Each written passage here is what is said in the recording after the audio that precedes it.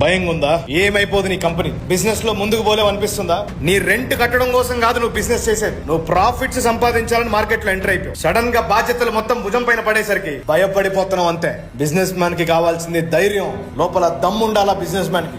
మళ్ళీ చెప్తున్నా, నువ్వు ఎదుగుతున్నప్పుడే నువ్వు ఎదగలేవంటారో నువ్వు పెద్దగా అయిపోతావని భయం వాళ్ళకి. దానికే నేను అంటారు, దానికే నేను దూరం పెడుతుంటా. పెద్దగా మాట్లాడరు. వాడు మాట్లాడితే ఎంత, మాట్లాడకపోతే మనకెంత. డిసైడ్ అయ్యావు కదా, దున్నవతల పారేయాల. మార్కెట్ లో దిగింది దున్నడానికి, దిగులు పట్టడానికి కాదు.